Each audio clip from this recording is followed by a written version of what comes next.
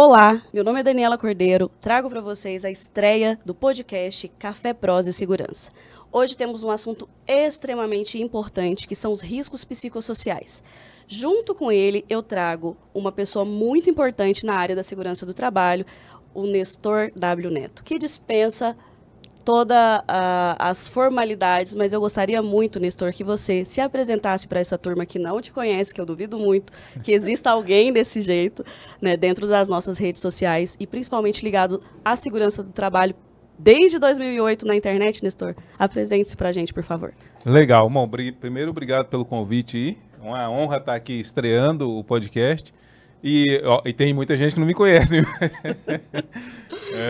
Na área de segurança do trabalho, hoje tem muitos influencers, né? Então, tem galera que não me conhece. Para quem não me conhece aí, né? Eu sou o Nestor W. Neto. Tenho formação como técnico de segurança do trabalho, superior em segurança do trabalho também. Estamos fazendo barulho na internet desde 2008, né, com o blog Segurança do Trabalho, NWN, que até onde eu sei é o segundo blog de segurança do trabalho do Brasil.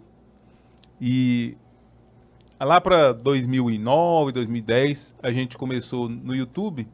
E eu me lembro quando eu comecei no YouTube, eu gravava só a tela do computador e só narrava. Então só aparecia a minha voz. Eu fazia no horário de almoço ainda da empresa. Aí o tempo foi passando, eu fui desinibindo e resolvi aparecer. Né? Estamos aí fazendo barulho na internet desde então, aí, disputando o espaço, né? Com a molecada aí, com a galera que tá chegando, como você que tá chegando também. Vamos disputar espaço também. Adoro. Vamos lá. Nestor, a gente tem um assunto muito importante para tratar hoje, né? Que é os riscos psicossociais. O grande boom do momento, que é a novidade aí das alterações que trazem, né, junto com as outras alterações que nós tivemos há pouco tempo, dentro da NR1, que a partir de 26 de maio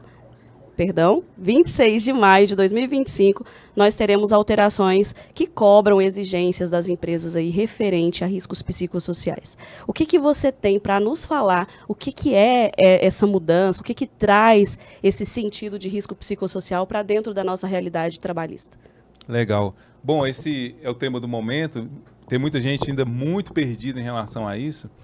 E se a gente for pensar bem, as grandes empresas, aquelas que têm uma cultura de segurança mais madura, elas já estão cumprindo. Mesmo não estando usando o rótulo riscos psicossociais, elas estão cumprindo. Porque se a empresa se preocupa com a ergonomia no geral, se a empresa se preocupa com a organização do trabalho no geral, de certa forma ela já está cumprindo esses riscos, os riscos psicossociais. Mas lógico, tem aquelas empresas, médias empresas menores, que ainda vão passar a olhar para isso. E tem muitas armadilhas no meio do caminho, né, que é o que a gente vai comentar aqui nesse podcast hoje. Maravilha, Nestor. Realmente, a gente já fala de risco psicossocial, como você já salientou aí na NR17, que fala sobre ergonomia. Muito se vê que as grandes empresas já acontece gestão de clima, já acontece treinamentos mais humanizados, treinamento para gestores de segurança do trabalho, mas aí a gente pouco se vê para as médias e pequenas empresas esse trabalho com a prevenção dos riscos psicossociais. Então, eu gostaria de saber de você, você acha que a norma ainda vai mudar mais, vai ter mais aperfeiçoamento ainda, para que a gente consiga ter mais clareza para aplicar esse tipo de avaliação dentro das empresas? Sim, eu acredito que sim. Minha aposta, e eu posso estar errado, que de vez em quando a gente erra, por exemplo, quando foi surgir a NR1, eu apostava que ela viria como um anexo da 9, e ela acabou vindo, né, NR1, PGR, como ocupando ali espaço com a NR1, tanto é que a NR1 ela é duas em uma, né? São os itens gerais ali e também o PGR, né? O GRO. Então eu acredito que em breve nós teremos alguma alteração na NR17 trazendo mais clareza para a gente em relação ao que são verdadeiramente os riscos psicossociais. Porque hoje, para a gente buscar esse conteúdo, a gente precisa ir além das NRs. E o legislador ele não gosta disso, ele quer que as respostas sejam todas dentro das normas regulamentadoras. Então, acredito que em pouco tempo nós teremos, talvez, um anexo dentro da NR17 ou talvez uma norma, uma NR de segurança psicológica, que é algo que também já vem sendo falado aí nos grupos de SST e que eu acho que também é possível, né? De repente aí uma 39, uma 40 aí com segurança psicológica.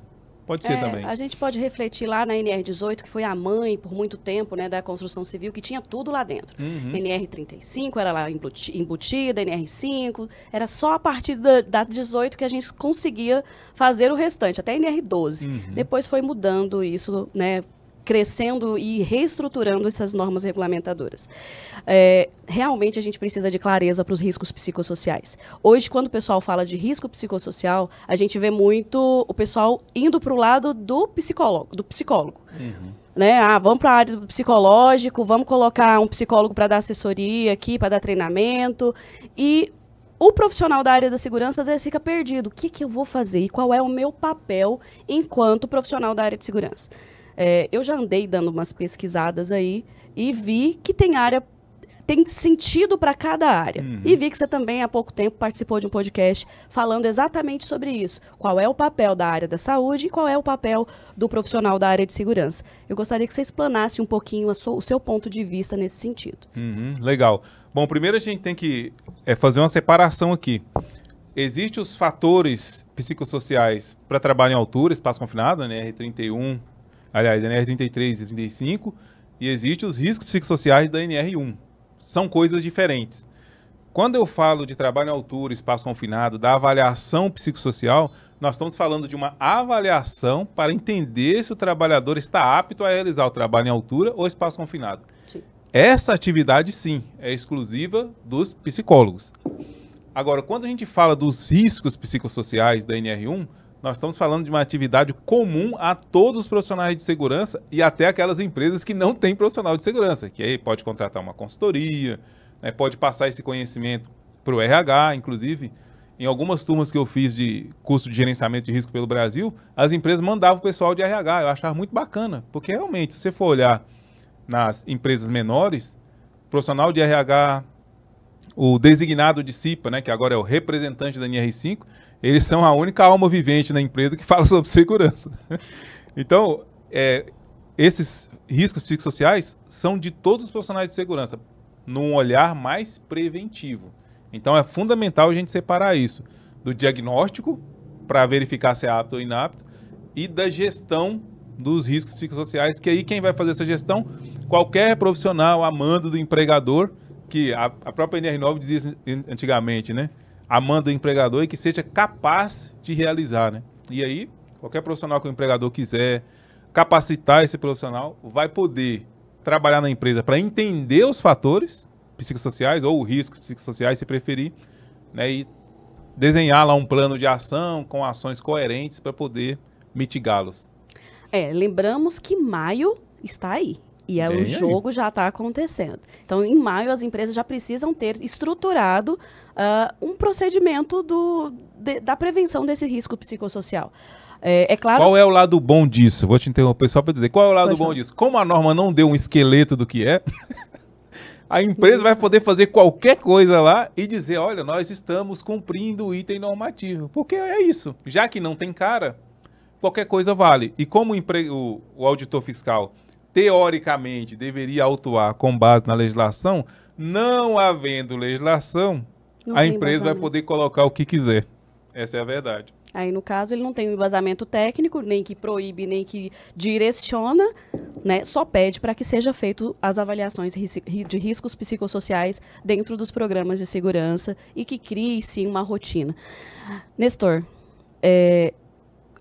você acha que vai cair por terra esse tipo de avaliação, ou você acha que de forma demasiada os profissionais ou até mesmo as empresas vão estar instalando qualquer tipo de avaliação de risco psicossocial? É isso que você acabou de falar, mas eu gostaria que você desse até exemplos do que você vê que funciona e dos exemplos que não funcionam nesse decorrer da tua história aí. Legal. Eu acredito que a empresa ela tem que ser temperada quando ela vai abordar essas questões de riscos psicossociais. Por quê? Porque, de repente, a empresa pode virar uma arma contra a própria cabeça, se ela realmente quiser expor tudo o que acontece no ambiente de trabalho. Imagina só o profissional fazendo a avaliação de risco e falando, aqui na nossa empresa, nós temos assédio moral. Aqui na nossa empresa, nós temos assédio sexual. Imagina isso no inventário de risco de uma empresa. Evidente que as empresas não vão fazer isso. Então, obviamente, as empresas vão ser bem soft, colocar ali só o mínimo dentro do inventário de risco, mas eu acredito que aquelas empresas bem intencionadas, a partir do momento que elas começarem a levantar os fatores dos riscos psicossociais, mesmo aqueles que não entraram no inventário, elas vão tratar. E aí sim a norma pode trazer algum ganho para as empresas. Eu não acredito que NR muda ambiente, muda a realidade. A NR apenas melhora um pouquinho, porque ela eleva o nível ali da fiscalização, que a gente sabe que hoje em dia é quase inexistente. Ela eleva um pouquinho o item normativo, que algumas empresas observam, outras não. Então, de certa forma, a norma ajuda a melhorar o jogo, tá? Mas eu não acredito que ela vai mudar, dar um 380 no ambiente de trabalho, as condições, porque isso não vai acontecer. É bom que as empresas passem a olhar para isso, porque o mundo todo está olhando para isso, né? A gente vê essa questão de segurança psicológica no Brasil há muito tempo já. Eu trouxe até 2 livros aqui que eu vou indicar para a galera. O primeiro é Os 4 Estágios da Segurança Psicológica. Então, estou perdido, não sei por onde começar. Os 4 Estágios da Segurança Psicológica. Essa aqui é a versão em inglês, mas eu estou sabendo que existe uma versão em português. Eu não a tenho, mas estou sabendo que tem. Então, anota aí, prevencionista. Prevencionista tem alguns que falam assim, vocês poderiam colocar o nome dos livros. Eu estou falando aqui, estou repetindo várias vezes. Os 4 Estágios da Segurança Psicológica. Só você procurar aí. E também tem esse outro aqui que é muito bom para esse cenário aqui, ó. Que é a Organização Sem Medo. De novo, eu tenho a versão aqui em inglês, né, de Fearless Organization, mas existe a versão em português. Esse eu sei que existe mesmo, porque eu já vi. A Organização Sem Medo. Importante demais o profissional de segurança começar a ler, a entender sobre isso. Porque, vamos ser sinceros, né? Hoje a gente vê o profissional de segurança perdendo muito espaço para profissionais de outras áreas. Porque tudo ele fala, isso não é comigo, eu não dou conta, não sei o que, vamos terceirizar. E aí outros profissionais vão tomando espaço. Por exemplo, já que a gente está falando de segurança psicológica aqui, profissionais da área da psicologia hoje estão dando palestra nesse pátio, show de bola, arrebentando, e muitos deles cobrando um cachê muito maior do que os profissionais de segurança. Isso por quê? Porque eles são maus? Não, eles estão fazendo o papel deles. O problema somos nós, profissionais de segurança, que ao invés de estar lendo um livro como esse aqui, de estar buscando conhecimento, às vezes à noite a gente vai curtir uma sériezinha do Netflix, né? Enquanto isso, o mercado está precisando de mão de obra e ele não vai esperar a gente se qualificar, não. Ele simplesmente vai contratar as pessoas que estão prontas. A pergunta para o prevencionista é, você está pronto? Você está estudando sobre isso? Se não, meu filho, já está perdendo tempo, porque março já está bem aí. Tempo e dinheiro. Sem dúvida.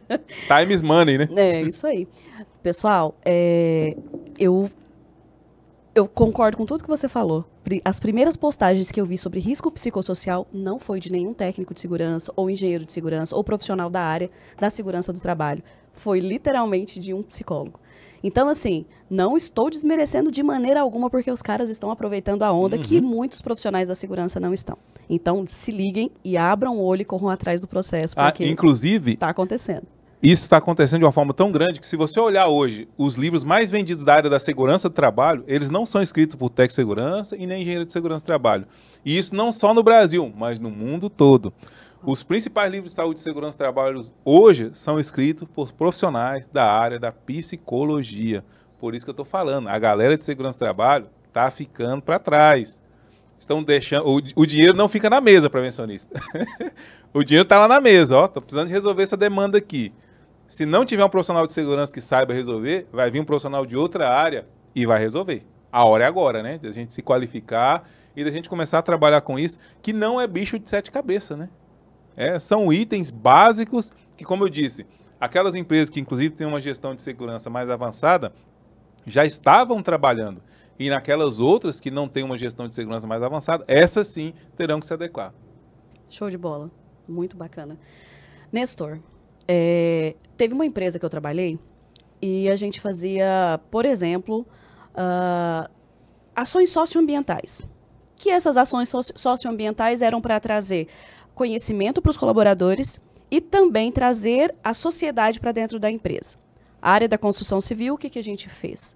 Nós colocamos gestão de clima, nós colocamos a educação financeira para os colaboradores, nós colocamos trabalhos sociais com doação de sangue, com doação de agasalho, fazendo com que os funcionários fizessem a boa prática do bom ser humano.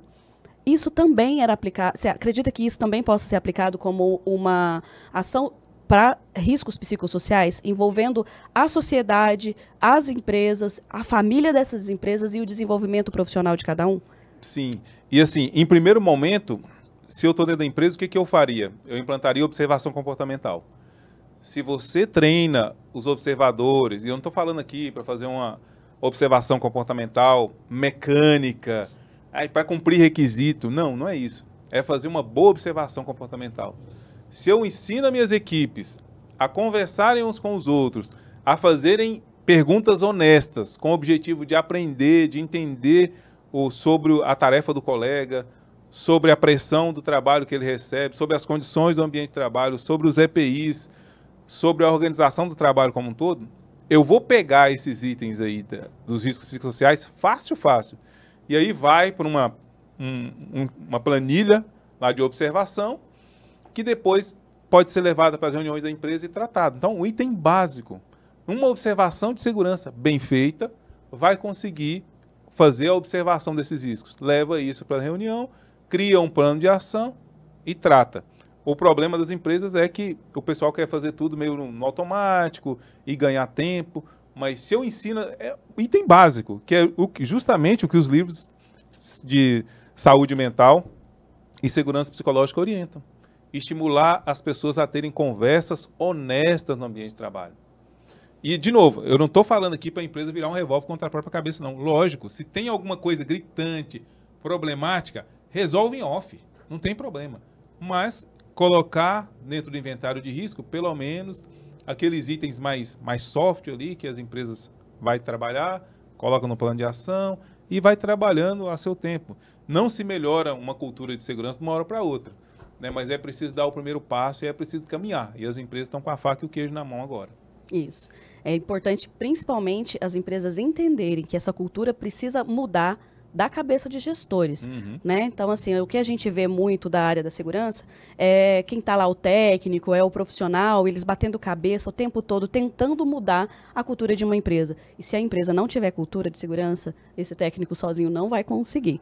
É por isso que eu tenho um grupo de segurança com propósito. São técnicos de segurança, engenheiros de segurança, que eu fundei esse grupo exatamente pela dificuldade que eu estava de encontrar profissionais que soubessem o básico. Não é norma, porque a norma está lá dentro do papel, né? A gente sabe exatamente onde ela fica. Porém, se eu faço a conversa de bastidor, se eu falo para o pessoal as expertises, a gente consegue pegar sacadas aí que, às vezes, no livro você não consegue entender. E quando eu criei esse Segurança com Propósito, eu fazia ele todos os sábados. Agora eu dei uma reduzida porque a mãe é mãe de 2. Então, eu estou fazendo quinzenal. Convido muita gente de maneira bem aleatória, é gratuito, sem venda de nada, não vendo nada lá. Eu simplesmente falo para a galera, falo, gente, vamos falar sobre segurança. Eu entendo que está todo mundo muito perdido na relação de risco psicossocial. Só que está perdido, mas quer a faca e o queijo na mão. Não estão buscando. Tem muita informação bacana já acontecendo. Você deu um spoiler massa, que é fazer o diagnóstico in loco. Entender o que está acontecendo dentro das empresas. Como é que é o comportamento desse profissional? O que ele está dando de sinais? Até mesmo para adoecimento profissional, a gente consegue diagnosticar pelo ambiente laboral. Então, assim, eu acho extremamente necessário a gente manter esse tipo de conversa com profissionais que queiram elevar o padrão. Nesse sentido, tem podcast, tem livro, tem muita gente interessada em agregar valor para profissionais que estejam interessados, mas eles precisam correr atrás, né? Sem dúvida. Vamos passar aqui os principais riscos psicossociais para a galera? Vamos lá. Então, tem gente, pô, Nestor, o que é esse negócio de risco psicossocial? Parece tão difícil. Você vai ver que é coisa básica. Eu até anotei aqui alguns. Falta de autonomia. Né? O que é a falta de autonomia? É o profissional que não tem controle nenhum sobre o próprio trabalho. Já viu aquela questão, manda quem pode, obedece quem tem juízo? aquelas empresas que não permitem o trabalhador sair 1 milímetro. E aí fica uma pressão absurda sobre ele. E aí o trabalhador é sempre o vilão da história. Então, falta de autonomia pode ser isso. Relações interpessoais conflituosas. Então, assédio moral, bullying, conflitos com colegas, com superiores, tudo isso também entra como um risco psicossocial. Falta de reconhecimento. Já pensou, hein? Você está dando o melhor de si lá, o chefe não vê nada, não reconhece. Frequente nas empresas isso aqui. Né? O líder, às vezes, só é presente para cobrar, mas para reconhecer alguma coisa que você fez de bom, não. Isso é mais um fator, né, que pode desencadear isso tanto no ambiente de trabalho como no ambiente de casa também. A gente tem que melhorar isso em casa também. Eu vejo isso muito em casa. Problemas que em casa o marido, esposa, namorado, pai, filho, só está lá para cobrar, nunca para elogiar. Isso, prevencionista, você tem que ver na sua casa também. Isso é importante demais. Insegurança no emprego. Já viu aquele trabalhador que está sempre com uma faca no pescoço?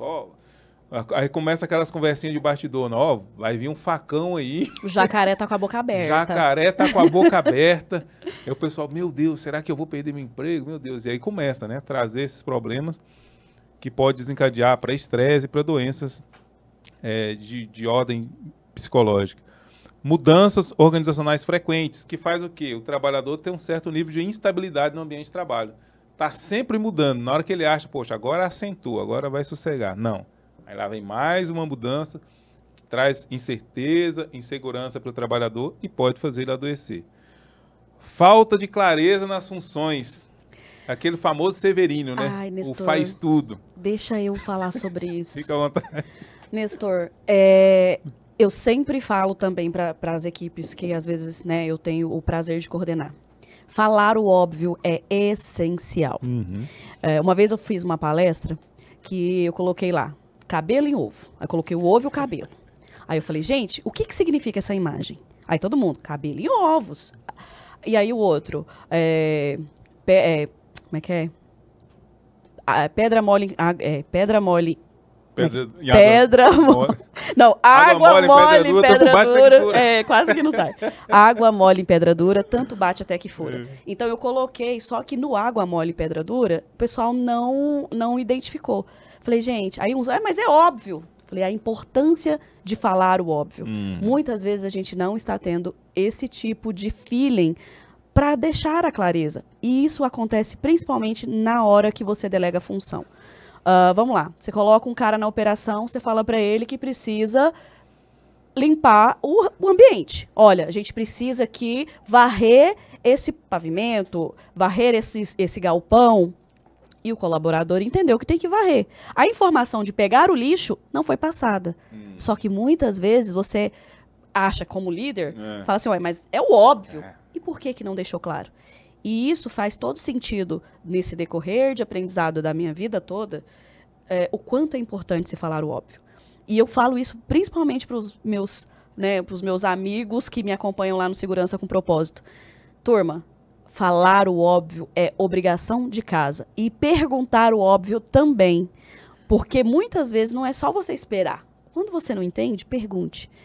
Muitos profissionais vão para a área sem saber o que fazer, sem saber por onde começar. Mesmo que eles tenham tido treinamento muitas vezes não tão eficazes, eles ficam perdidos. Né? E como eu vou começar algo se eu não sei por onde começar?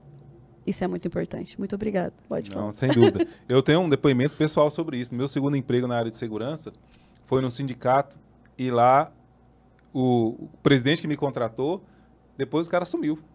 Só ficava na sala dele, eu na minha. E eu assim, o que ele quer que eu faça? Até que um belo dia chegou o facão. Aí chegou o facão, ele falou, poxa, mas eu te contratei, você não fez nada do que eu... Mas você não me disse o que você queria que eu fizesse. Lembrei de um episódio. Quando você falou da história, lembrei de mamãe. Mamãe teve uma funcionária uma época...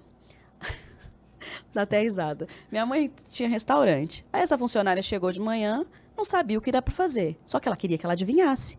Aí ela ficou para um lado, para o outro. Na hora que deu 11 horas, falou, não, minha filha, você não serve para trabalhar para mim. Ela falou, mas a senhora não falou o que é para fazer? Não, mas eu não tenho que ficar falando, não. Se for para me falar, eu não estava aqui precisando de alguém. E a ignorância fez com que ela pegasse e tivesse demitido a menina. Falei, mãe, mas a senhora nem explicou. Ela falou, não. Esse negócio de tu contratar gente pra ficar andando atrás de mim é aquela cabeça dura de antigamente, né? Ainda está presente hoje, viu? Isso está presente hoje também. A gente Outra questão aí, exigências contraditórias, né? Vem um, manda fazer uma coisa, vem outro, manda fazer outra. O trabalhador fica perdido, e agora? Qual dos dois eu sigo? Eu já trabalhei em empresa desse jeito, que eram 3 donos. Cada um dono falava uma coisa. Você ficava desesperado pensando qual deles eu devo obedecer. Na dúvida, você obedecia aquele que mais mandava embora. Quem que mais manda embora? É o fulano. Então eu vou obedecer ele, desobedeço os outros. Aí você acaba tendo que tomar essa escolha, né, para poder se manter no ambiente de emprego. E tem aquele que fica tão perdido, né, que não sabe, beleza, eu vou fazer esse porque está na frente desse. Na hora que ele virar as costas, eu vou fazer o que o outro, e o profissional fica sobrecarregado, frustrado, sem conseguir entregar o que precisa entregar. E o empregado nunca vai dizer assim, mas o outro acabou de me dizer para fazer tal coisa, porque o outro também é chefe. Então o trabalhador fica perdido no meio dessas demandas. Então, como eu disse para você, professorista, uma simples observação de segurança bem feita, dá para pegar isso aqui. Não é bicho de 7 cabeças. Só é diferente dos outros riscos, químicos, físicos e biológicos, que você consegue sentir o cheiro, que você consegue ver, que você consegue medir. Esses elementos, né, dos riscos psicossociais, são itens mais subjetivos, digamos assim. Por isso, de novo, a importância de ter conversas estruturadas no ambiente de trabalho, para que seja possível identificar e tratar essas situações. Isso acaba preocupando porque vão vir as fiscalizações, né? Vão vir as fiscalizações do Ministério do Trabalho, mas também vão vir as ações trabalhistas. E nesse sentido de ações trabalhistas, vai ser muito difícil identificar o que é trabalhista eu não queria estar na pele do juiz, que vai lá dar o veredito, né? Porque ele tem uma situação onde o profissional diz que foi adoecido dentro do ambiente laboral. E aí tem lá o assistente técnico de perícia e o perito que vão ter que trabalhar duro para tentar falar que sim, o outro para dizer que não e provar que a empresa criava metodologias para que não houvesse adoecimento ocupacional relacionado a risco psicossocial. Só que a gente está vindo de pandemia, de frustrações internas, de adoecimento de casa, né? Muita gente com relacionamentos conturbados. Você não sabe se o profissional que está ali, ele apanhou em casa, se ele bateu, se ele tem conflitos com filhos, se tem drogas envolvidas no ambiente de casa. Isso tudo vai impactar no adoecimento colaborador, né? A empresa precisa estar muito bem estruturada para evitar esse tipo de passivo trabalhista, porque vão vir as ações trabalhistas e eu imagino que vai dar muita dor de cabeça. E eu vou te falar, os profissionais estão ligados, porque eles já começaram a se envolver nessa ideia de, peraí, antes era uma dor aqui, outra ali, agora eu vou pensar que o cara tá me adoecendo porque ele me cobrou para fazer o óbvio. Cuidado. É verdade. Cuidado. As empresas têm que estruturar bem, né? Porque aí o número de CAT emitidas, de repente, pode chamar a fiscalização lá para dentro da sua empresa, né? Começou a abrir CAT aqui sobre algum adoecimento relacionado a saúde mental, segurança de ordem mental, segurança psicológica, estresse, de repente a fiscalização vai bater na sua empresa. Então é importante demais a empresa configurar melhor os seus ambientes de trabalho, deixar claro as políticas de segurança, as políticas de convivência, tanto as políticas que estão escritas no papel, quanto o que é aplicado na prática, porque tem muita empresa também que na hora que você pega os papéis de segurança, assim, nossa, que lindo, que cheiroso. Mas quando você vai para a prática, aqui, ó, debaixo só funciona aqui. Quando você vai para a prática, não tem nada disso. Então, tem que sempre fazer aquele cheque, né, do que está escrito com o que está na prática. De repente, eu sou daquele time que acho melhor ter menos coisa no papel do que ficar enchendo o papel de coisas que não vão para a prática. Enxuga as práticas, faça um bom questionário, faça uma boa avaliação de campo para você saber o que realmente precisa para a nossa empresa ficar melhor. Implementa só aquilo. Não precisa ficar, porque o fulano da empresa vizinha fez tal coisa, fez tal programa. Ok, funcionou na empresa dele. Será que vai funcionar na sua? Então, faz um bom dever de casa. De novo, observações comportamentais podem ajudar bastante, rodas de conversa pode ajudar bastante, canais de denúncia para situações mais graves pode funcionar bastante. O problema do canal de denúncia é tornar ele confiável. Tem empresa que tem canal de denúncia, mas que o trabalhador não confia.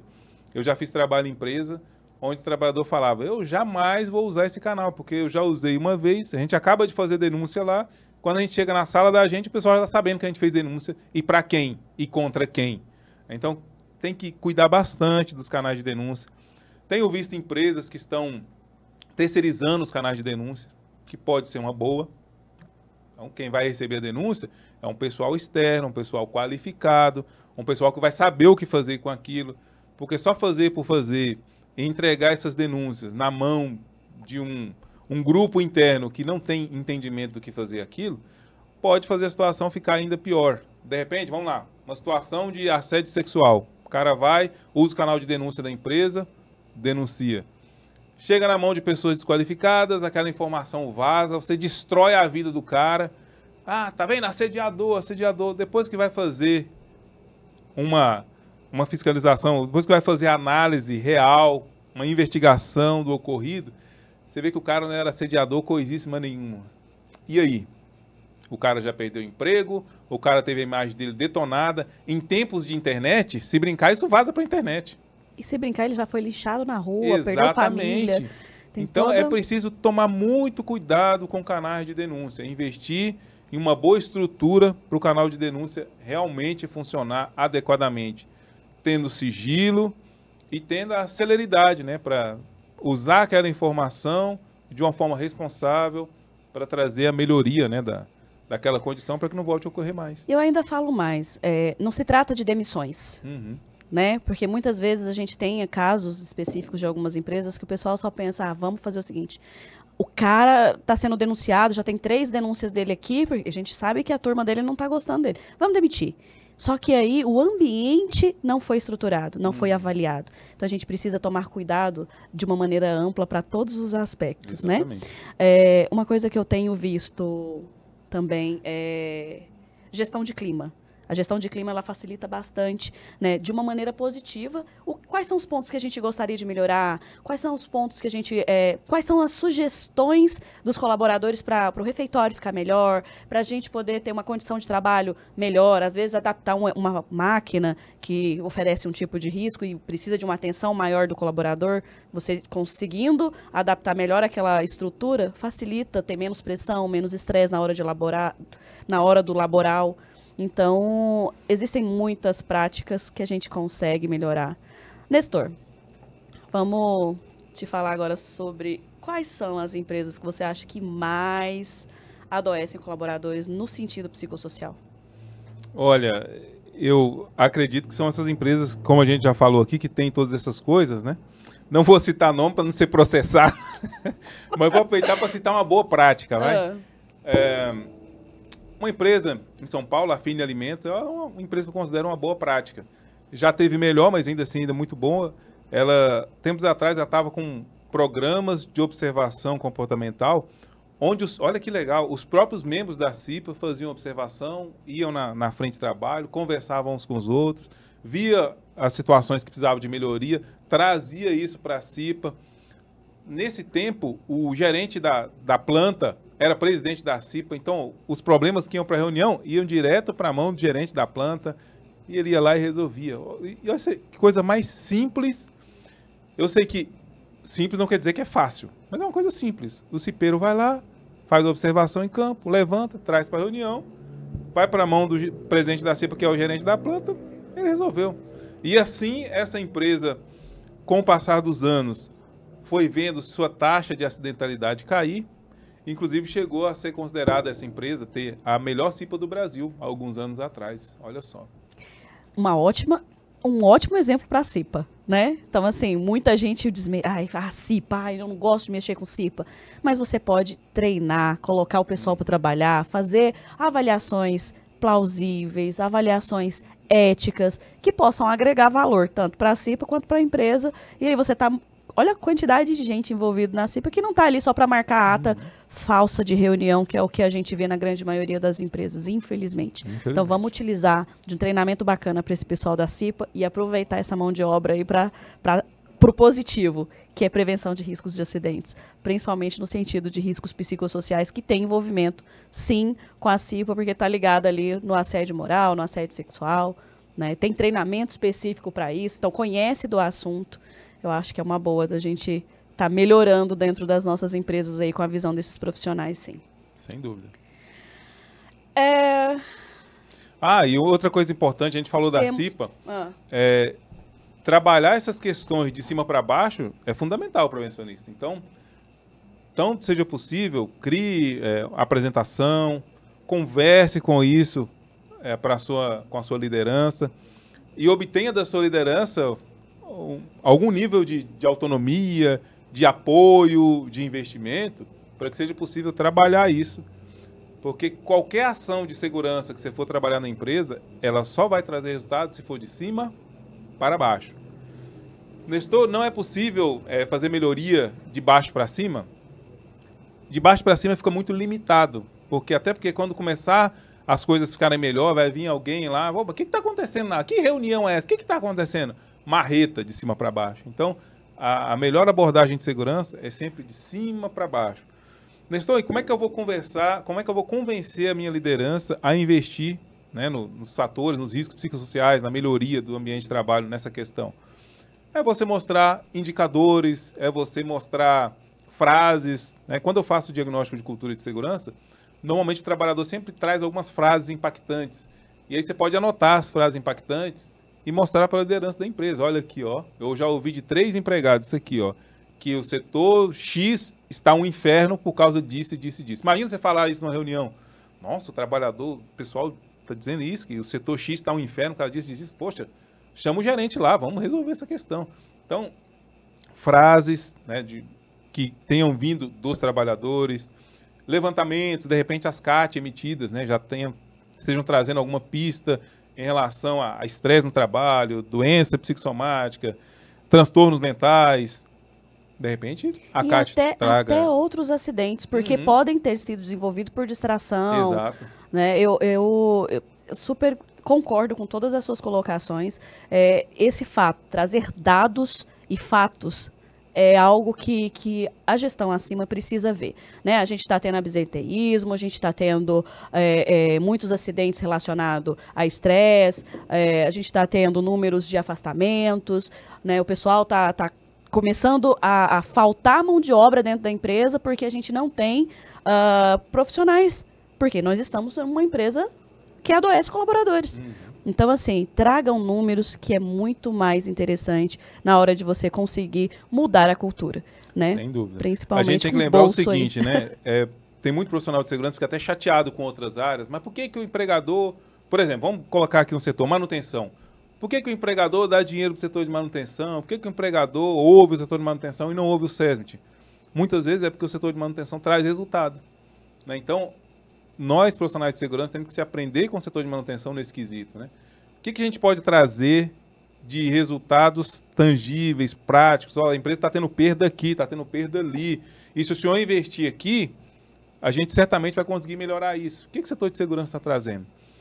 Muitas vezes nós, profissionais da área de segurança, como a gente tem esse viés mais humanista, a gente acaba ficando usando frases de efeito, né? Nós somos o anjo da guarda do trabalhador, nós somos, sei lá, a Madre Teresa de Calcutá da segurança, né? E enquanto a gente está aí nessa questão flu-flu, o setor de manutenção está falando, se o senhor me der aqui, eu resolvo a situação daquela máquina lá. E aquela máquina lá já parou 3 vezes essa semana, e só dela ter parado 3 vezes essa semana, já foram não sei quantos minutos parados, levou a empresa a produzir não sei quantas peças a menos. Olha a diferença de comunicação. Então, nós, profissionais de segurança, temos que aprender a falar assim com a alta liderança. Porque aí sim a gente vai conseguir que a alta liderança invista, nos dê alguma dose de autonomia, de apoio, para que a gente consiga melhorar também nessas questões, né, de riscos, fatores psicossociais. Dados e fatos. Exato. Nunca muda. Sem a gente trazendo essas informações, eu tenho praticamente assim, 90% de chances de êxito. Porque o gestor, ele trabalha com dados. Né? Se a gente mostra para ele que ele está perdendo, é claro que todo mundo quer ganhar. A empresa precisa gerar empregos, gerar resultados e tudo precisa ser desenvolvido. Sem gente, a gente não consegue fazer. A não ser que o mundo vire robótico. E vai demorar um pouquinho, pelo menos no Brasil, para que isso para que aconteça durante 100% do ambiente laboral. Nestor, práticas de atuações que você já tenha visto, do pessoal fazendo, que fala assim, olha, é possível a gente usar dessa forma, porque vai funcionar na sua empresa. Práticas positivas aí que você já traz das suas experiências de vida. Legal. Uma delas a gente já adiantou aqui, né? Observação comportamental.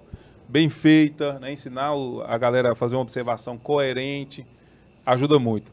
Rodas de conversa ajuda muito. Quer ver uma ferramenta prática pessoal utilizar? A estratégia da Cumbuca.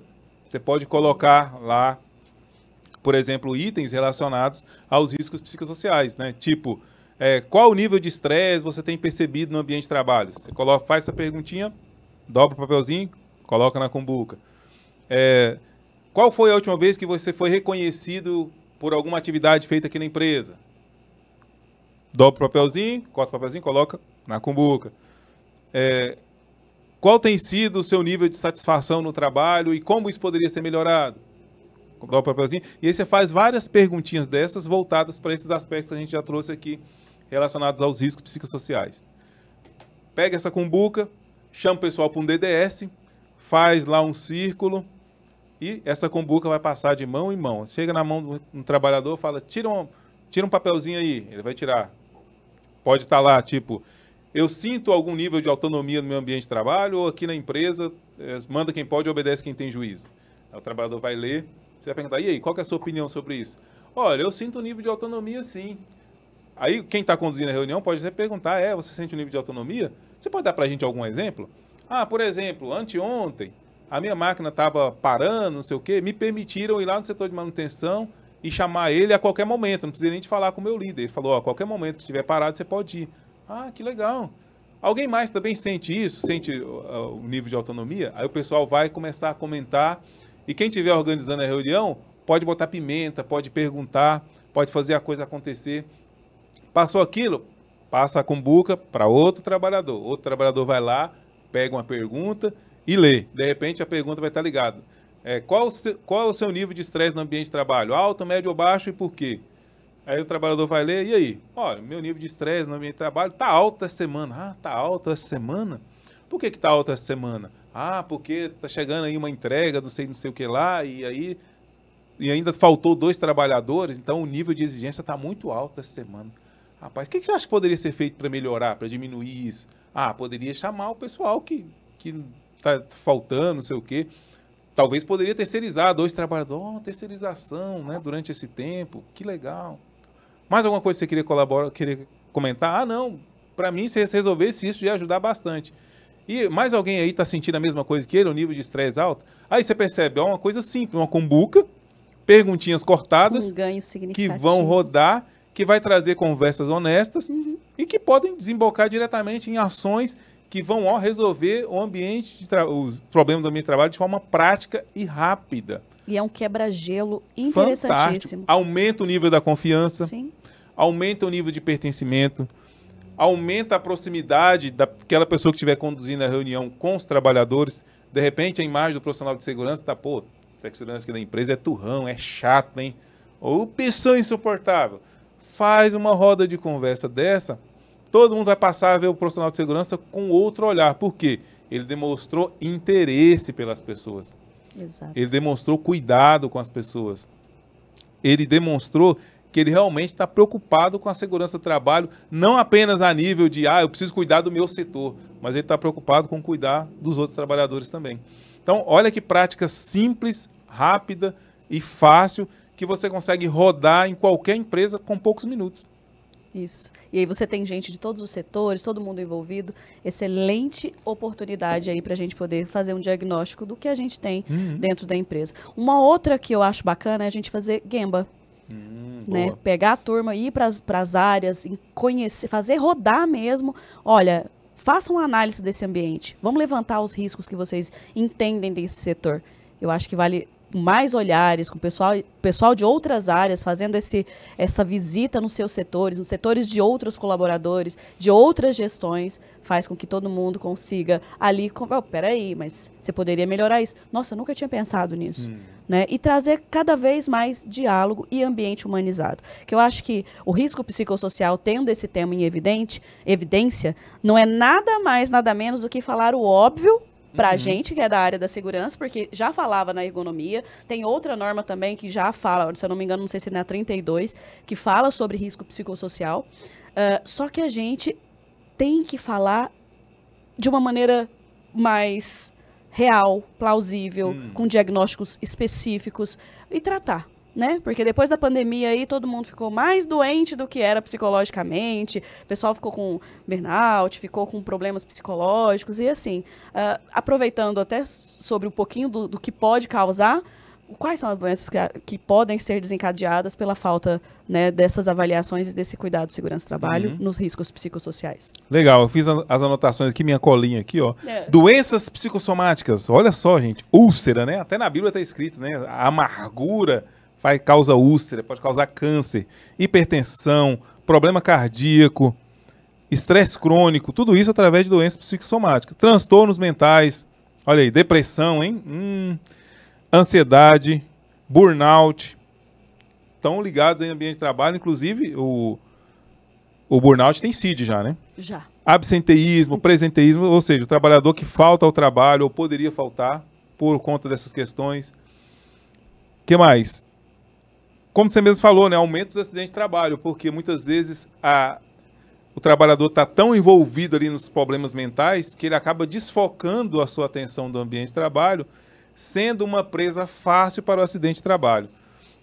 Tem um livro que eu gosto muito, que é o livro Rápido e Devagar, que ele fala sobre o funcionamento do nosso cérebro, ele fala do sistema 1, sistema 2, e ele fala sobre o funcionamento do sistema 1, que é o sistema automático, né? E muitas vezes a gente é colocado no modo automático, trabalhando no modo automático, justamente porque a carga mental está muito alta, justamente porque os problemas de ordem mental estão muito altos.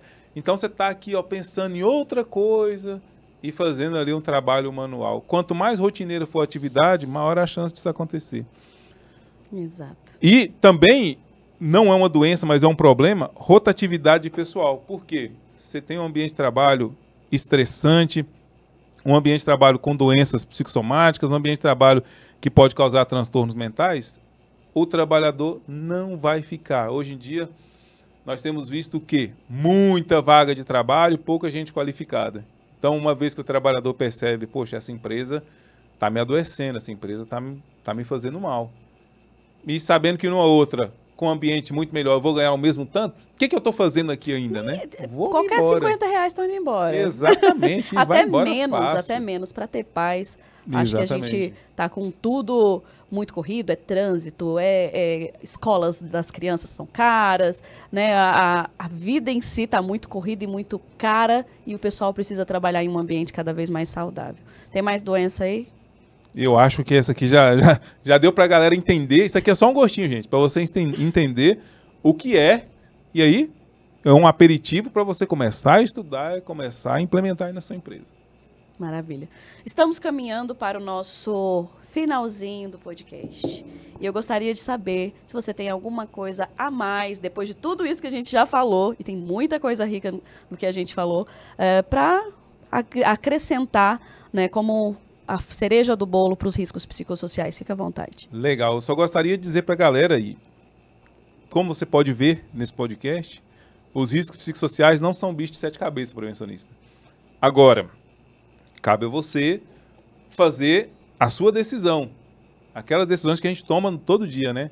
Eu vou me preparar para atuar nisso, ou eu vou só fazer de faz de conta, eu vou só fazer um somebody love.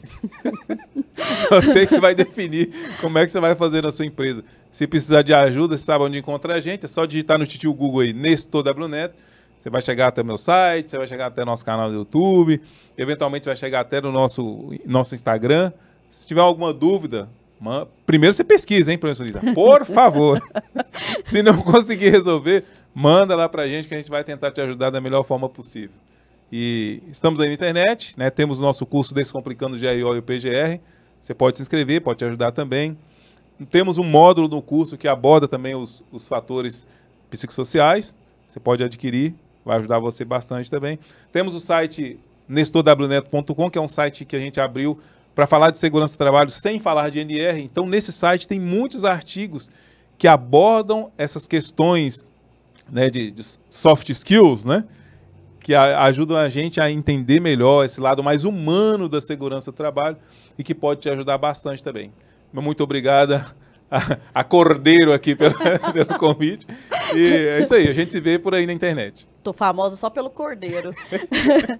Muito, muito, muito obrigado, Nestor, pela sua disposição em estar aqui com a gente, abrilhantando o primeiro episódio desse podcast. É algo que eu estava sonhando aí com ele há muito tempo e não poderia ser outra pessoa. Que eu falei pro Nestor, eu já tinha desenhado a presença dele aqui, já tinha feito lá no Canva, vou falar baixo que não tá patrocinando, eu já tinha feito a arte com ele, sendo o meu convidado, e deu tudo certo. Que bom que ele está aqui com a gente. Mais uma vez, muito obrigada. Pessoal, continue seguindo a gente, é o primeiro episódio de muitos, a gente vai trazer muitos insights de segurança do trabalho, falando de uma maneira descomplicada, agregando valor para a área da segurança, e eu espero que vocês tenham gostado. Muito obrigada. É isso aí, galera. Até mais!